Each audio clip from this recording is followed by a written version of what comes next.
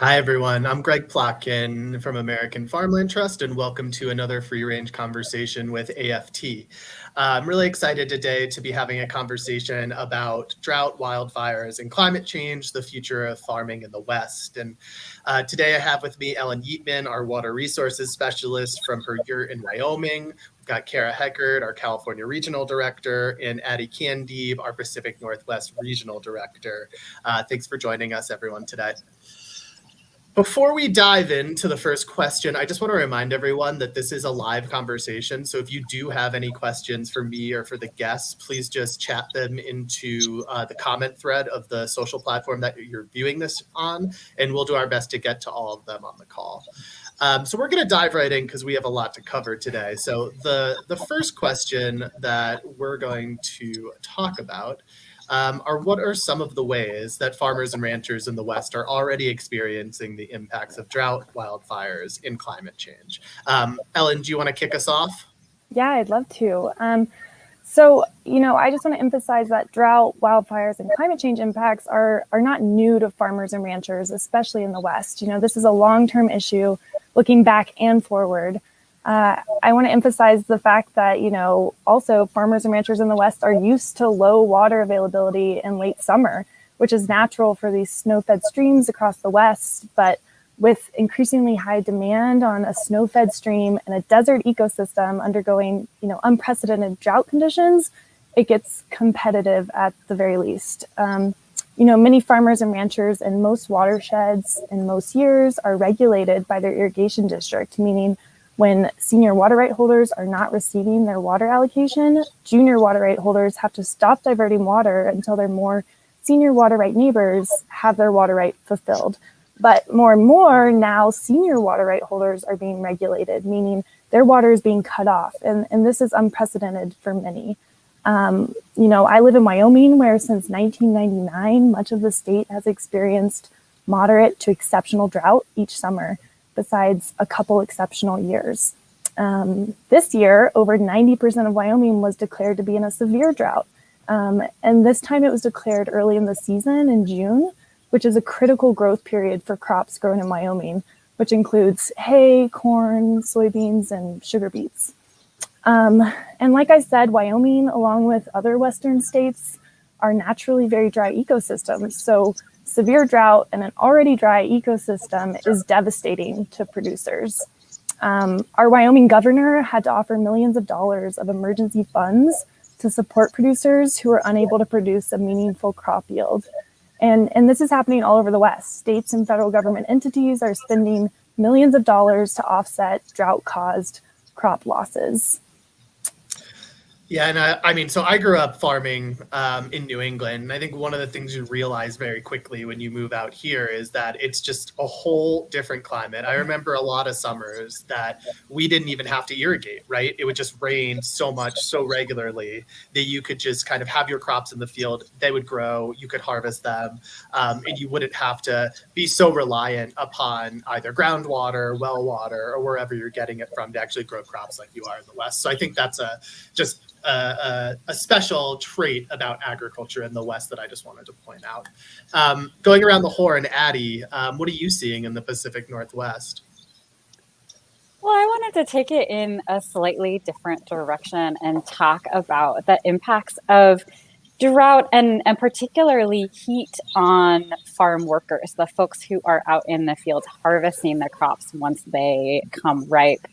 And what we're seeing is that farm workers are uniquely vulnerable to heat stress.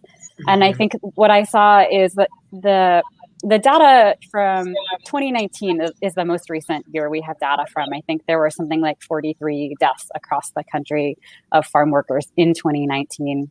Earlier this year in June, a farm worker from Guatemala who was working in the fields in Oregon died of heat-related illness. And, most farm workers are paid on a piece rate wage, so there's more pressure to keep working under extreme conditions. And many are undocumented, so they're less likely to speak up and advocate for getting breaks and getting access to water. So, and beyond the extreme heat events, I think the lasting drought plays out in farm worker communities and that there's less work So there are less funds traveling through the communities. Folks aren't able to send funds back to their communities in the way that they're being depended on. So really there are significant ripple effects for these communities that frankly we're going to have to reckon with. And for me, so I live in Reno, Nevada. So I'm within 75 miles of two major wildfires right now. The Calder Fire, which is making its way down into South Lake Tahoe, and the Dixie Fire, which is north. And the smoke here has been terrible. And I spend some time just volunteering out on a farm at the University of Nevada, Reno, and it's suffocating. Like, it makes you feel physically sick just to be outside harvesting food. You have headaches, sore throat, you're dizzy. And so even if you're not kind of directly impacted by the drought or the fires, your house isn't burning down, you still feel the health effects of it a lot of times. So Kara, how about you? You're in California, by kind of total output, our most important ag state. What are you hearing and seeing from farmers there? Well, like Ellen said, the West is used to drought conditions, but, over and over again, I'm hearing from farmers and ranchers, in their 60s, 70s, and 80s that they've never seen it like this in their whole lifetime. Mm-hmm. And that is completely game changing for them. So a lot of farmers are not getting their irrigation allocations that they usually get every year due to either regulations or extreme drought conditions. We're in a historic drought of the largest drought in 20 years. People are grinding up their citrus trees because they can't water them. They are selling off herds of cattle. Wells are going dry very early. And, from a psychological perspective, I always like to mention that, we talk a lot about how food helps us economically, but what it's doing to farmers psychologically is also something that I wanted to point out, because there is there's a mental health crisis also going on with a lot of farmers. This is their livelihood, and there's really no way out right now, or that it seems bleak. I think we're going to talk about solutions a little bit later, but there's definitely also an increase in land fallowing going on this year already. Yeah. Before we move on, I just want to remind everyone that this is a live conversation. We are here for you. We are all on the ground in the western part of the U.S., and we want to answer your questions about drought and climate change and the impacts on farmers and the agriculture industry in general. So if you do have questions, please just type them into the comment thread of whatever platform you're viewing this on, and we'll get to them as soon as possible. We're going to move on to the question number 2 now. So I was wondering if we could talk a little bit about how we create a future in the West where we can balance the multiple water needs of communities, farmers, and the environment. Because one of the things I think we have to realize is that there are a lot of people who live in different places that rely on the steady availability of water. So Ellen, how do we create this future where, everyone who needs water is getting enough of it? Yeah, this is a great question. And, my short and sweet answer is there has got to be collaboration between all these water user groups. This includes farmers, boaters, wildlife biologists, the river itself, municipalities, industry, I could go on. But what's cool to see is over the past decade, we are seeing very innovative collaboration happening. Because unfortunately, in emergency settings, it truly spawns innovation. And so there is some amazing collaboration starting to happen across the West. For example, fish biologists are working directly with farmers to monitor and sustain healthy in-stream flows for certain fish populations. And an in-stream flow is considered a legal water use in a lot of states now. So yeah, my short and sweet answer is collaboration is continuing to happen. I think collaboration is key because, just like a lot of other things, we sometimes pit different interests against each other in this fight for water. But I think when we realize that it's something we all need, and if we work together, we can make more progress. I think that's a great point. Addie, moving to you, what are some choices that we're going to have to make going forward about how and where we grow food? Well, I think Ellen's answer was really upbeat, and I'm a little bit more gloomy in that I think the choices we're going to have to make are going to be really hard.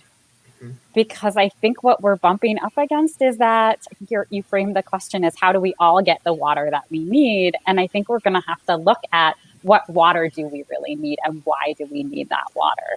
And does it make sense for us to be growing and developing in the places that we have been growing and developing? Does it make sense for us to be growing the types of crops that we've been growing in parts of the West that are really water stressed? So I think the questions are going to be hard and are going to require some serious trade-offs. And as a community, I think where that collaboration, as Ellen mentioned, is really going to come in is having that process of making those tough choices being a collaborative decision-making process, so that communities are coming together to say, okay, we're willing to make some trade-offs here because it's what we have to do.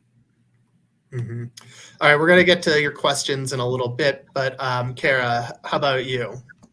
Yeah, I would agree with everything that Ellen and Addie said and how important it is to really understand people's points of view and the different lifestyles that they come from and being collaborative. And I am also really encouraged about, I've really seen that change and get a lot better in California in my 20 years in this line of work. And even AFT's work in the San Joaquin Valley, we're really seeing folks that never used to work together, working together and talking about how to do that. But on the technical side, to answer your question real quick, Greg, I do think we really do need to look at the intersection of land and water and development and water use and where we are planning our communities and building houses and how that works with the groundwater resources and surface water resources we have. And that's a really acute challenge in California with our housing goals and our population growth, that we're really protecting our most productive, versatile, and resilient farmland and building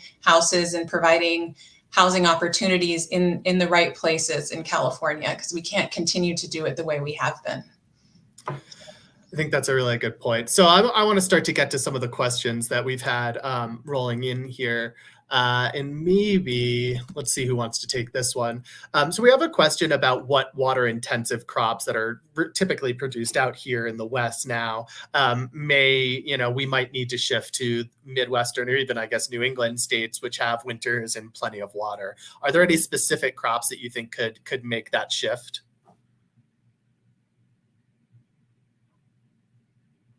Team?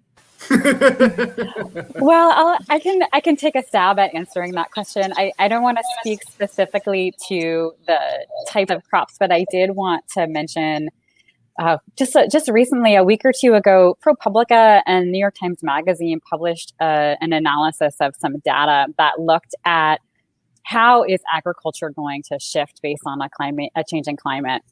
And one of the things that they saw is that by 2050, parts of the Midwest and the South may start to see conditions that make it difficult for the human body to cool itself at least 1 out of every 20 days. So we're talking about an environment that is extremely inhospitable, not just for plants, but for people. And then at the same time, they showed that sort of more northern parts of the country are going to actually be more hospitable for agriculture because of longer growing season, more days with heat. So I think on a sort of a broad brush strokes, we could say that a lot of the crops that are currently being grown in sort of the southern parts of the country may need to be shifted more toward the north because it's not going to be workable to grow them where they're currently being grown. I could add a little bit to that. I think I'm going to keep on my very optimistic California hat here and say that I believe we have like the innovation and the collaboration in California and beyond, that we're not going to have to make a huge shift to other states. I think we just have to be even more innovative with how we use water, and again, where we're producing and looking at different kinds of agricultural systems. So I'm still ever the optimist that we won't have to make a huge shift, at least out of California. And I think in a lot of ways, it's going to be an individual choice for a lot of farmers if they choose to, grow something else. And obviously, there are some crops that it's easy to just kind of like grow year to year, leafy greens, tomatoes, peppers, melons, things like that. But when you have, nut trees, apples, oranges, orchards, those take quite a bit of investment and take multiple years to see the benefits of. So those kind of transitions are much more difficult. And I think that decision is harder. But I think you will see farmers who maybe grow, some year-to-year crops, maybe shift to something because it's too hot or it's too cold, or the water isn't available. And so in my mind, I think it'll be more of an individual shift for farmers at first than maybe kind of industries moving from one place to another. You've got great questions coming in. Thank you. Please keep them coming. We'll start addressing some more in a little bit, but now I wanted to move on to question 3 because it kind of goes really, really well into what we're talking about. So it's a question about how climate change will shape how and where we grow food in the future. So it's kind of a broader topic than just kind of which crops we might have to change, but how and where. So Ellen, what do you have to say? Yeah, so of course, this is a very interesting question that thousands of people want to know the answer to, but I'll just answer maybe the how portion. In my neck of the woods, as farmers and ranchers are, I think are going to have to grow more drought tolerant crops, and this could be, sorghum, sweet potatoes, switchgrass, which is actually also a bioenergy crop. There's some research in eastern Wyoming going on looking at growing switchgrass as a bioenergy crop, which is drought tolerant as well. And that would, allow working lands to stay profitable. And this list of drought tolerant crops is growing as scientists grow their research on crop genetics specifically.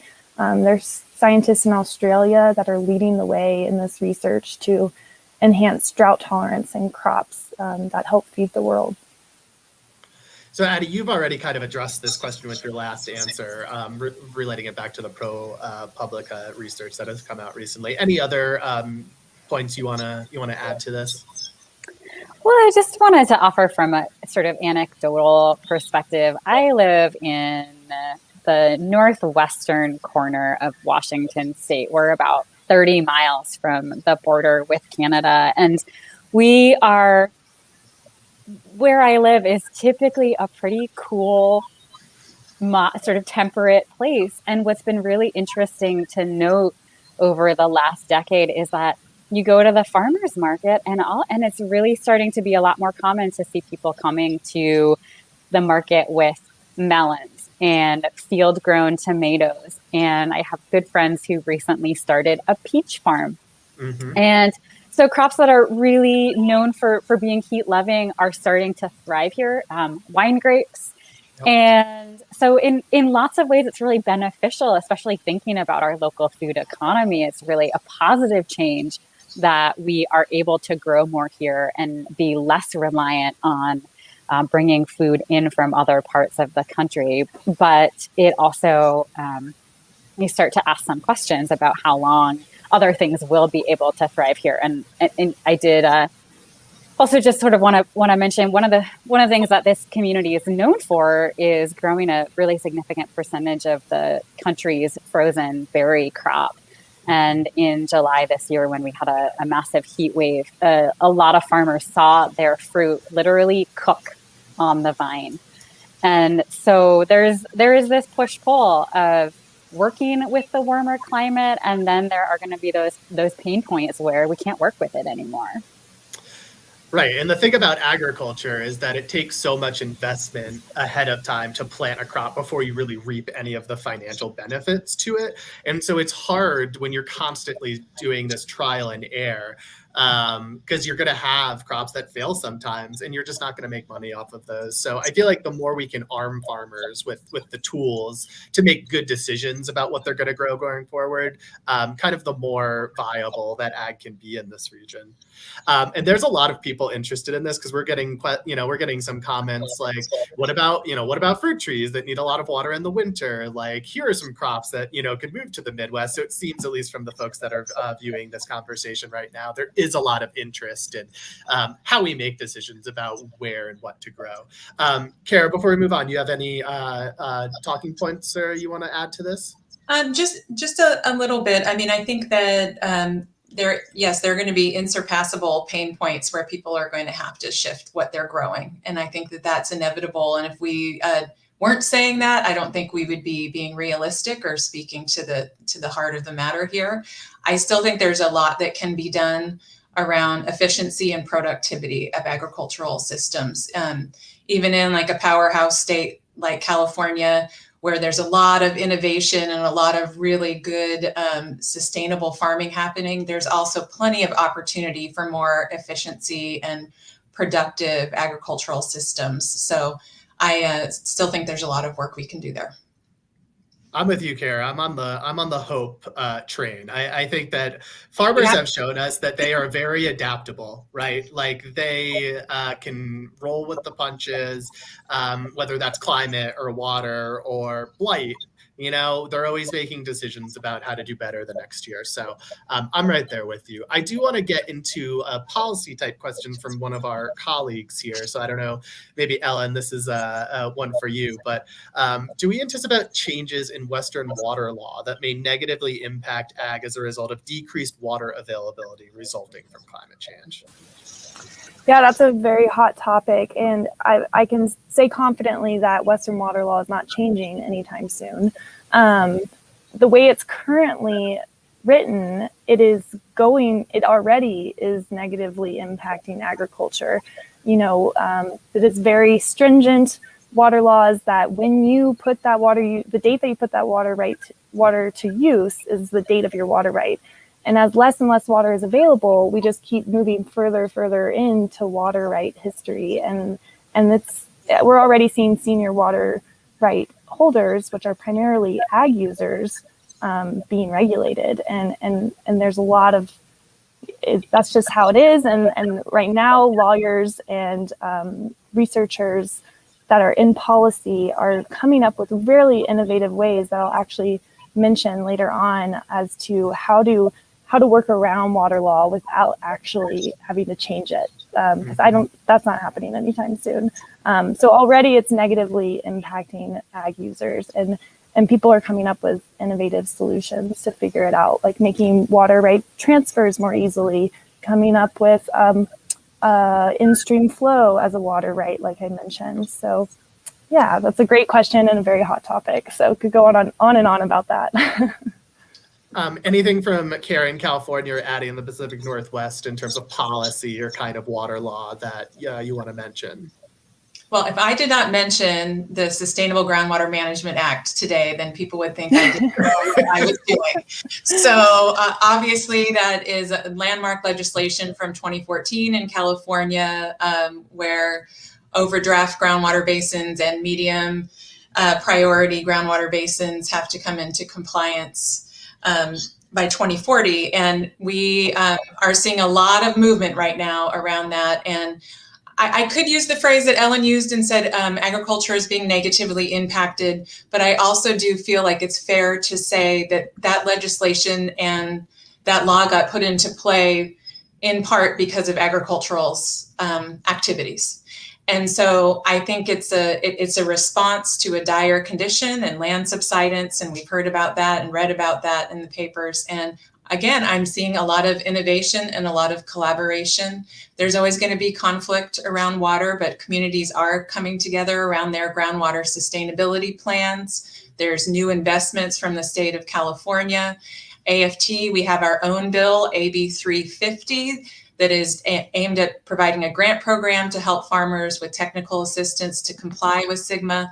So we're right on the front lines of this, and I think it's going to be talked about for a long time. We're going to take some more questions from the audience now. So many good questions coming in. Thank you, everyone. And this is a good segue into our next topic of conversation. So we have someone that has a question about how we encourage farmers and ranchers that have been doing the same thing forever. So using the same practices, year after year, or maybe even generation to generation.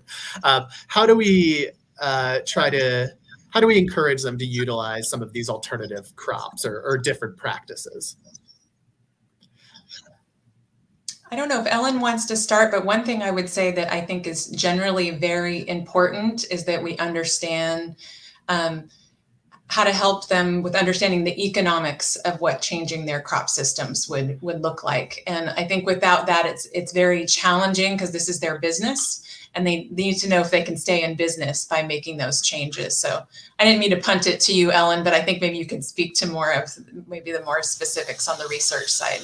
Yeah, that's definitely the emphasis that I always come to is it has to be profitable. I mean, this is their livelihood. So, here at American Farmland Trust, we are doing just that. We have some economic calculator tools that we look at, okay, if you were to adopt this management practice, this is what your bottom line will be due to this change and what your break-even number of years will be.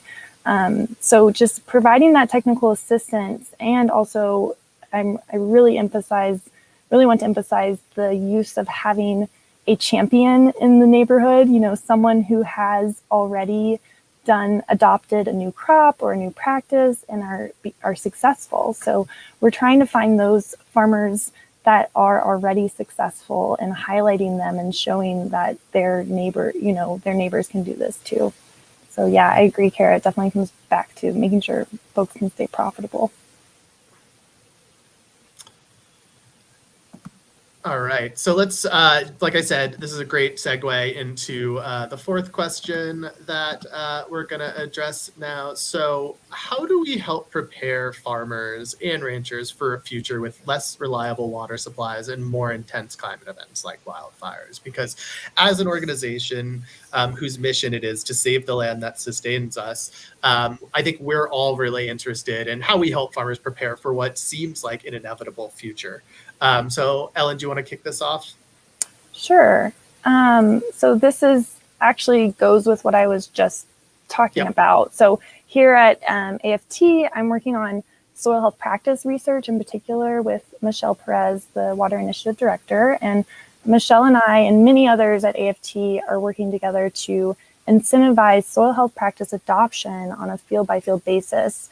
And soil health practices include, reduced tillage, nutrient management, diversified crop rotation, and cover cropping to enhance soil organic matter. And healthier soils means more drought-resilient fields due to higher soil water holding capacity and soil aggregate stability. So there's all these co-benefits. And what's exciting is, the Biden administration is putting more emphasis on scaling up soil health or regenerative ag practice adoption, which is exciting. And I think the technical part of it, technical assistance to farmers, and that's a really important part of it. But there's also emotional support that I think is necessary for these changes. And I think, Addie, you want to talk a little bit more about that. Yeah, absolutely. And Kara alluded to this earlier in the conversation, but we have to be talking about mental health. Farming is already inherently a risky and often stressful enterprise. And we know that farmers and agricultural workers have the second highest rate of suicide in the country. I think some researchers in Colorado looked at drought and suicide data together, and they found that the two tend to spike in tandem. And that tracks with other research from around the globe, looking at mental health and climate crisis. So we need to be having more conversations about mental health, and we need to destigmatize asking for help and seeking professional support. And I think we all need to take a personal responsibility for checking in on the farmers in our lives. Absolutely. Kara, from a California perspective, how can we get farmers ready for the future? Well, I want to go back to the technical assistance piece because I feel like it's really important. And I know that AFT, all across the country, from either a policy perspective or on the ground programmatic perspective, we are supporting scaling up technical assistance. And I think what I want to make sure we all understand by technical assistance is really that liaison to the farmer or rancher to help them to not only with their operating system and their conservation practices, but with the myriad of programs and policies out there. That's a whole other full-time job for a farmer to navigate the many different funding programs and conservation planning programs and regulations. And we really need the landowner liaisons on the ground. I mean, we're excited about some of the things that are happening in California with the state budget that's about to be passed, hopefully with different technical assistance on the ground, but that's really important. And then I would just say more globally, how we can support farmers is to protect farmland. Farmland is a wildfire mitigation strategy. A lot of the wildfires in my neck of the woods up in Sonoma County stopped burning at irrigated cropland right at the boundary. And I think we don't talk enough about how farmland can really help with wildfire mitigation. So that in essence is helping the farmers. So this is the part of the conversation where I think we're going to turn a little bit more to possible solutions that we have out there. But before we do, I just want to get to one really good question that came in from Jessica on LinkedIn. So how have the farmers that we work with, are they open to shifting their production to new crops before things get really dire? And if they are, what kind of incentives do you see that are, that help them to do so? Open to anyone that has an answer to this. Well, I'll take a stab at this one just to get us started. Yeah. But I think farmers are by nature innovative and are on a daily and yearly basis thinking about new crops and new seed varieties and new technologies that are going to make their operations more efficient and more profitable. So I want to push back against the idea that farmers are sitting around needing us to come knock at their doors and tell them to change their production, because I think that they're already thinking about how to do that. And this kind of the technical assistance piece, supporting those decisions, helping to unpack a lot of the regulation and the resources that are available, we can provide a role in that. And as far as incentives, I've seen some really innovative work happening in Idaho, in particular, programs that are partnering with farmers to try to absorb some of the risk. Where converting to new crops or new production technologies, there's a financial risk that comes along with that. So can we partner with farmers to literally absorb the financial risk associated with making that transition, so that over the first couple of years, as they may see some drops in their profitability, we're able to help them make that back up while they kind of get their feet under them in that transition. So I see a lot of value in taking sort of approaching it from that angle. Absolutely. Kara, Ellen, anything to add? I would just add to the incentive part. And number one, I couldn't agree more with Addie about that farmers and ranchers are already doing this. Grape growers change their grape varietals according to climate and temperature changes and have been doing that for a long time. But to the incentives piece, and especially when it comes to land retirement, land fallowing, whatever term you want to use, but having incentive payments from the state or even private investors for repurposing farmland for habitat for endangered species, and maybe even on a temporary basis, I think is a really important thing to be looking at and exploring with farmers. And that was just one thing that I wanted to mention that I know some farmers are already looking at doing in light of the drought and the Sustainable Groundwater Management Act in California. So we really didn't want this conversation to be about all doom and gloom. We wanted to focus on solutions too, because I think there are actions that we can take today to head off, some of the challenges that we're going to see in the future related to climate change.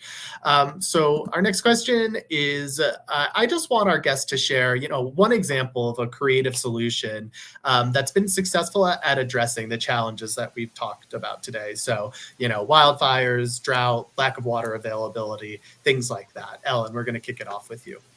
Sure. So I'm most familiar with the upper Colorado River Basin, which encompasses 4 states, my state of Wyoming, Colorado, Utah, and New Mexico.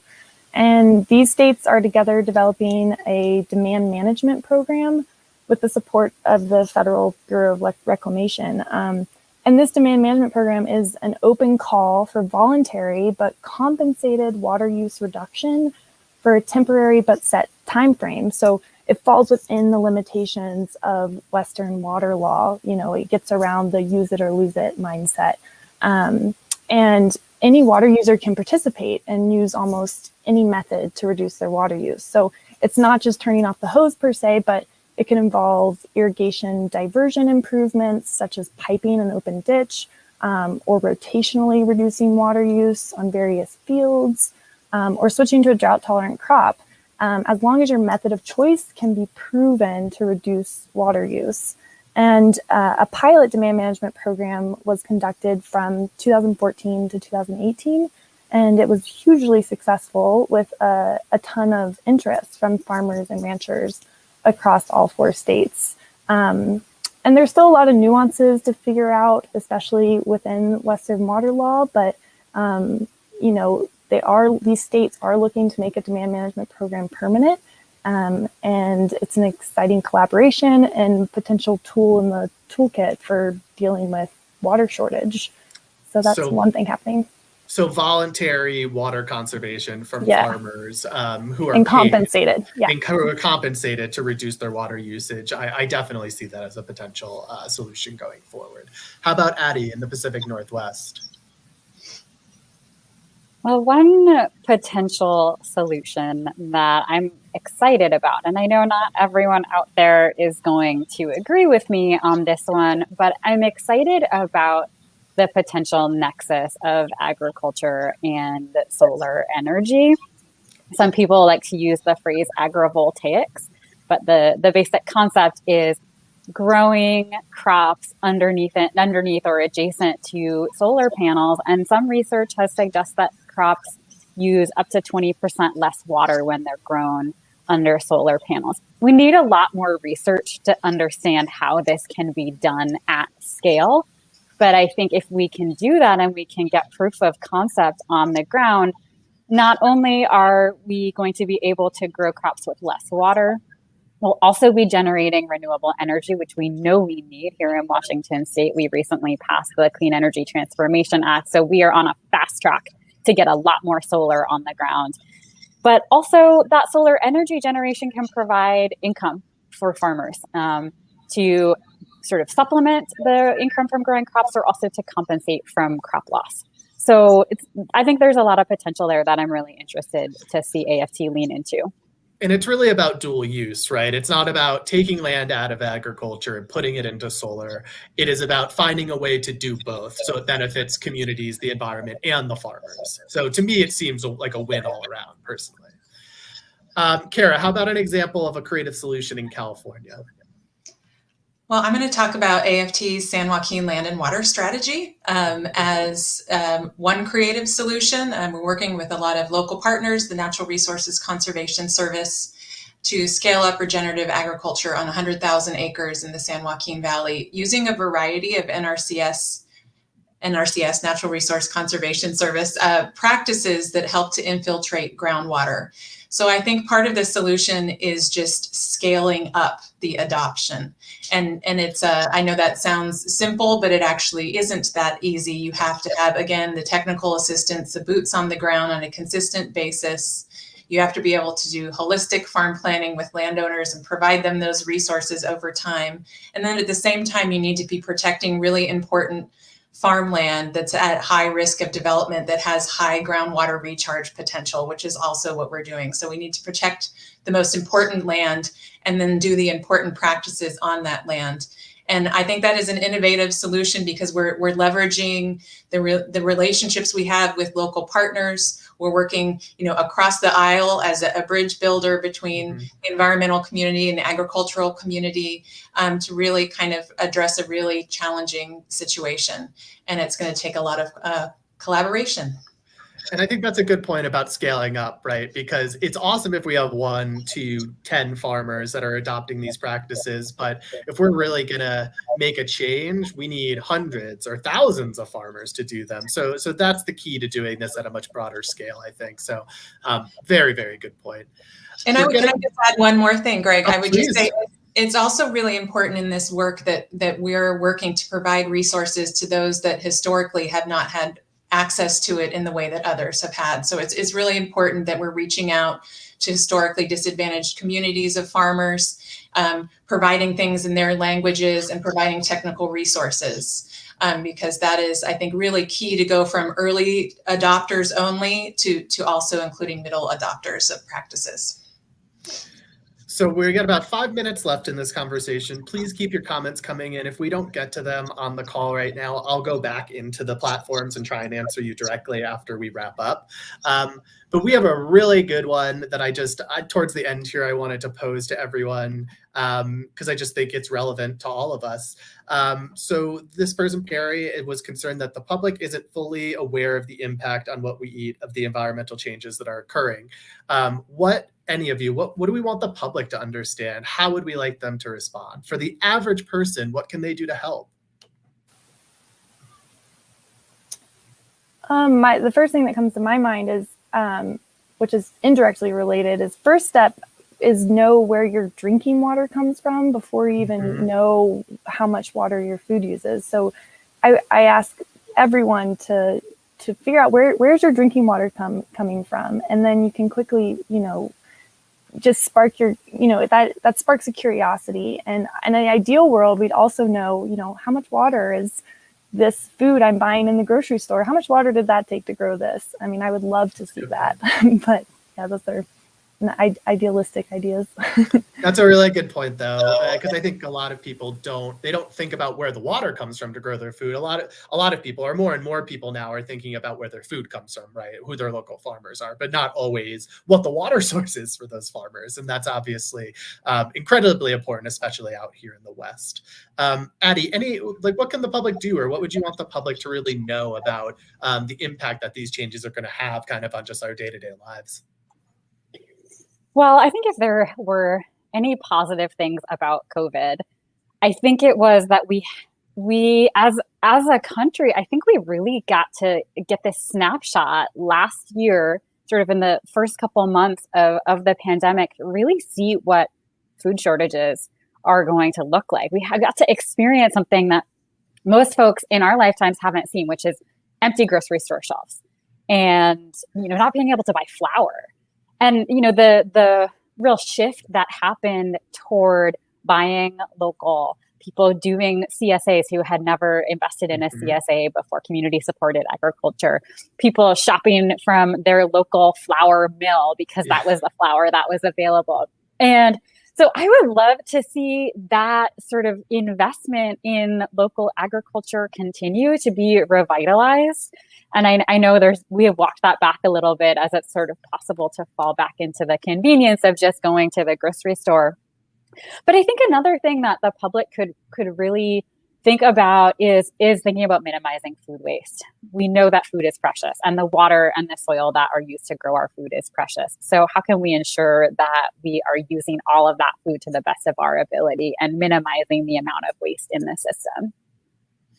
Kara, wrap us up here. In California, what do you want people to know, or how can people help?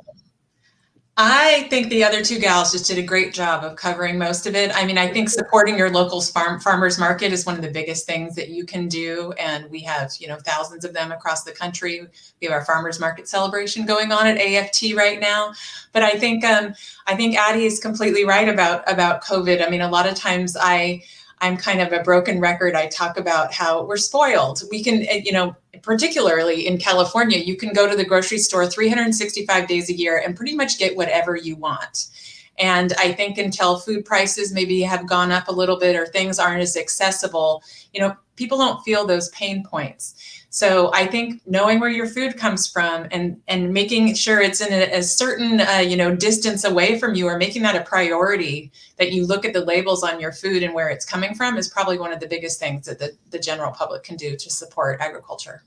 I think that's a good point. And like really thinking about supply chains, right? Like what are the steps in the process to get your meat or your dairy or your grains from the place that they're produced to the place that they're processed to the place that they're sold? It's an incredibly complicated process with a lot of steps. And if any link in that chain has problems, it impacts the rest of it. So I think decreasing food miles, forming closer relationships to local people that grow your food is something that every one of us can do. Any final words from anyone? I think I just want to reiterate that it does feel dire, the situation, and we live in it in the West, and every day there's an article in the newspaper, CNN, Wall Street Journal, not small newspapers where we're seeing these issues. But I would still say from where I sit and what I've seen over the last 20 years, really just phenomenal innovation, creativity going on. And I still remain hopeful that we can, come out of this ahead with a more robust agricultural system. And so I just want to thank all the three of you for joining us as guests today, and everyone that's tuned in live and folks that will watch the recording afterwards. Really appreciate everyone's time. For anyone out there that is being impacted by the wildfires or drought or hurricanes on the East Coast, if you're tuning in from there, we're thinking about you. We hope you stay safe. This has been a free range conversation with American Farmland Trust. We do these regularly. We can't wait to see you next time. Have a good day.